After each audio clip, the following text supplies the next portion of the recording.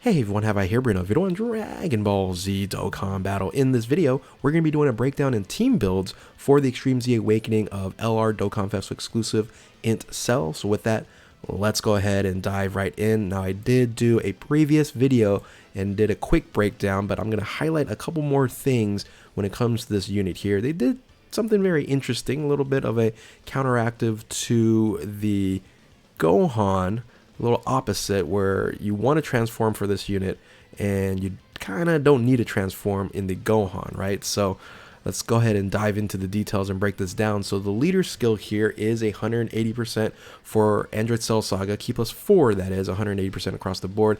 Now this is a Dokkan Fest exclusive LR, so just know that in my opinion these are still the highest level rarity in the game, depending on where you add the Carnival LRs. But Dokkan Fest exclusive LRs, when they LR, they're generally going to be really good. So again, the pre-transformation for this unit is not nearly as strong as the Gohan, but transforming, it's going to be very interesting to see how they operate on a consistent level. Now this does have secondary leader skill of Extreme Int, Key plus 3, HP and attack defense 130%, really only good for battlefield.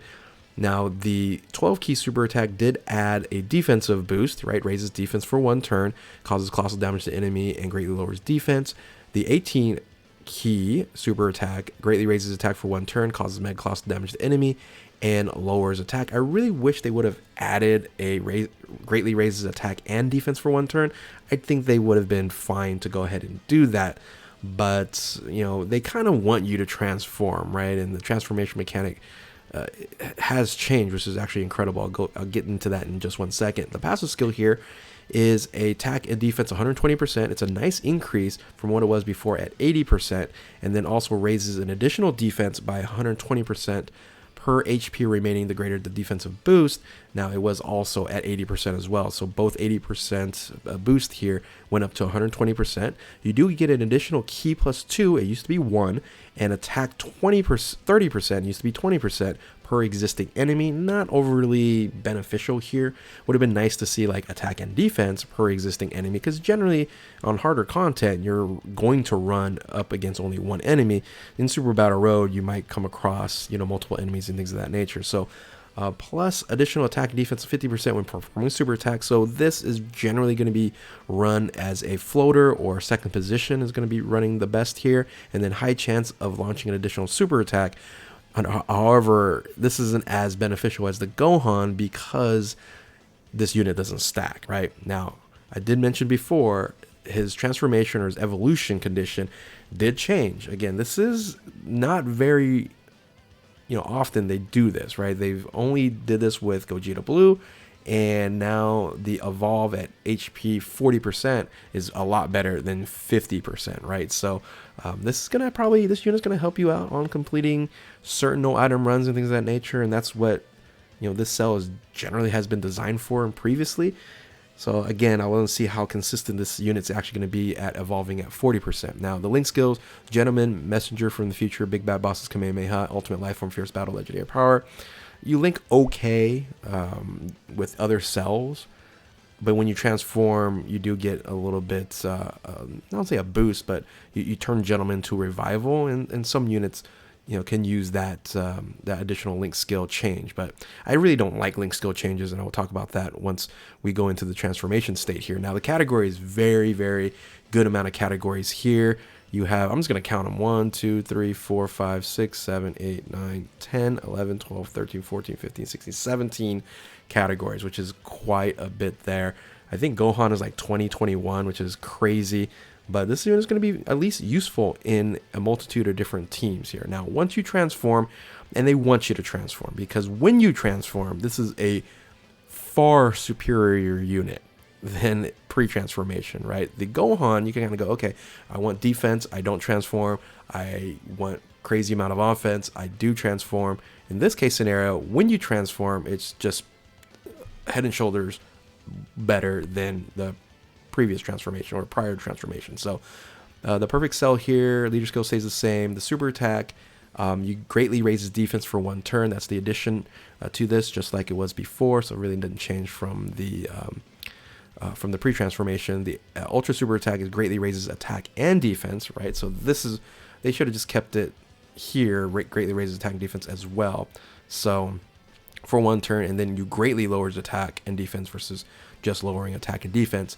Passive skill here, you do recover HP full, right? If you're under 40%, boom, that's a free Senzu Bean and you're back at full health. That's how you can actually do like no item runs and can save the day on certain events as well.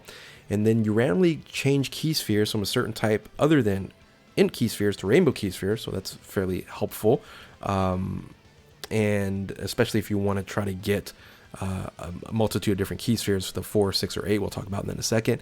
You do get an additional boost here, key plus 6 and attack and defense 180%. That's a really big boost from 120 to 180, so 60% boost there. High chance of launching additional super attack, so that's going to be beneficial as well. And then reduces damage received by 3% per key sphere obtained. So if you're trying to, I don't say max out, but you know, because nuking would max out and you'll have a lot of damage mitigation. But if you're going to get 8 key spheres, that's what you're going to be targeting for, is 8 key spheres there.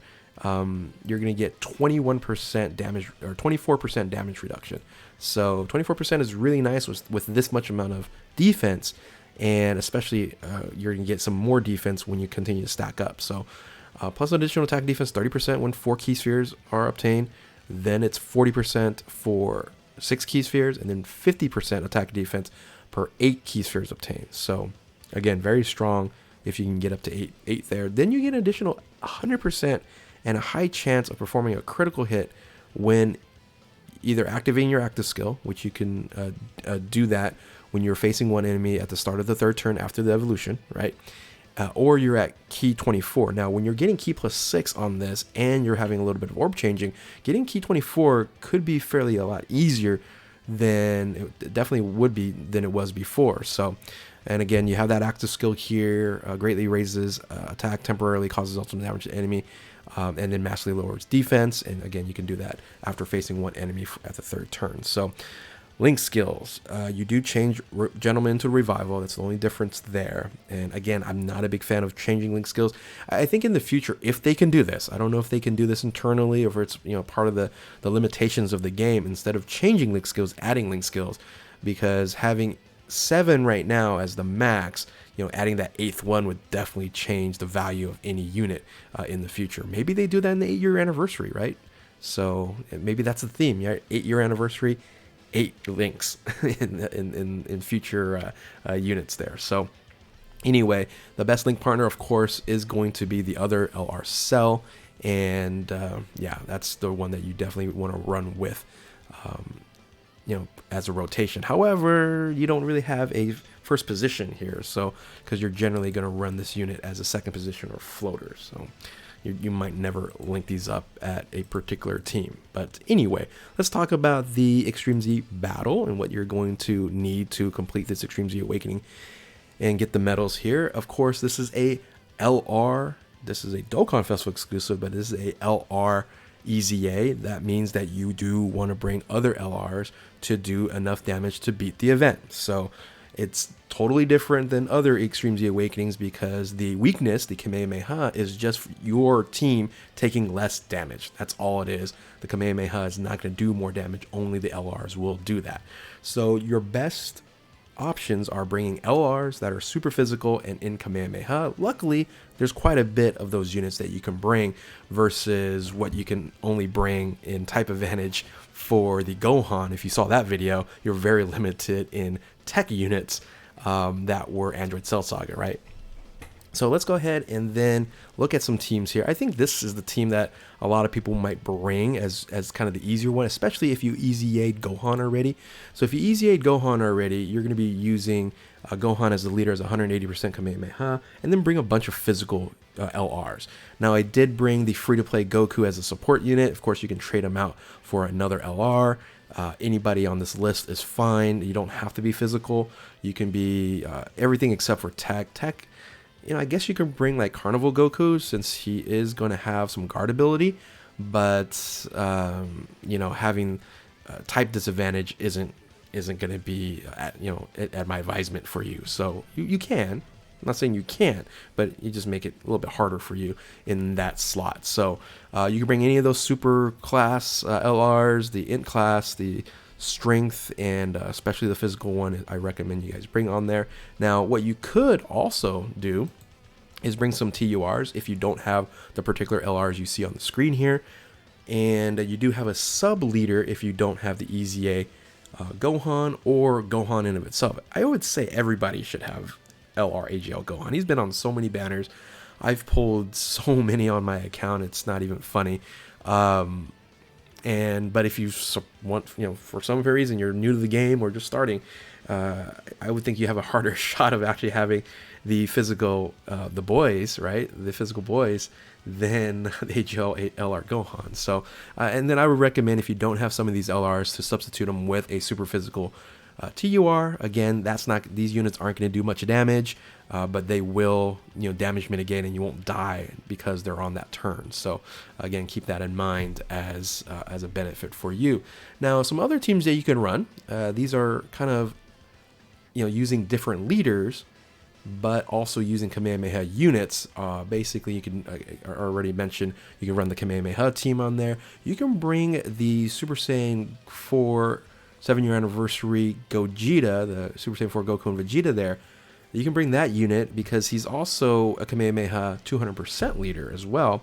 And you can bring all the Kamehameha units here. Unfortunately, you only can bring one other physical unit, but you're going to have 2 Super Saiyan 4 Gogetas, and they're just going to wreck shop on the cells. So that's an option you can bring, and you can bring some other support LRs along with that, and then any other GT heroes or fusion units, fuse fighter units, as TURs, as units that if you don't have some of these LRs. Then you can also bring in like free to play Vegito Blue as an option on that team. He's Kamehameha as well, and so yeah, all these units are Kamehameha and have that damage mitigation along with it. Now, another option, you could bring a Ultimate Gohan, right? So you can do a dual Ultimate Gohan. You can bring these units as well. I think Ultimate Gohan is going to do quite a bit of damage on Cell, being that that's kind of his main focus, right? Is damage dealing, not really strong when it comes to defense. But this isn't overly hard content, right? You just want to do a lot of damage and finish it out. So I think you can do all 10 stages really easily with Gohan as well. So that's a team that you can run. You have some substitute units that aren't Kamehameha, like LR GG, right? LR GG, he does provide some guard ability, so you could still run him on the team. You have the Android Cell Saga physical Super Saiyan Trunks. He's not Kamehameha, but he is physical, and so he might still be holding okay, and he can run on that team. And then also the Vegeta there, he probably wouldn't be the right option. And again, of course, you can still always bring AGL Gohan on this, even though it's not EZA'd, right? So these are some options as well that you can run. But generally speaking, if you already EZA'd Gohan, you're probably just going to bring this team or some variation of this team. I think I'm going to run the Super Saiyan 4 team. I might do that, or just bring 2 Gohans. I don't know. I'm gonna kind of mess around with all 3 of these teams, because I think all 3 of them are definitely viable to complete this event here. So anyway, hopefully you guys enjoyed this video, and this is gonna help out for you to complete the EZA to Cell here, and yeah, have fun running this event on JP. For as of right now, when I'm recording this video, no news on global. So. But anyway, with that, if you're new to my channel, like, subscribe, do all that good stuff. Thank you all for watching, and yeah, keep on Dokkaning. We'll catch you next time. Later.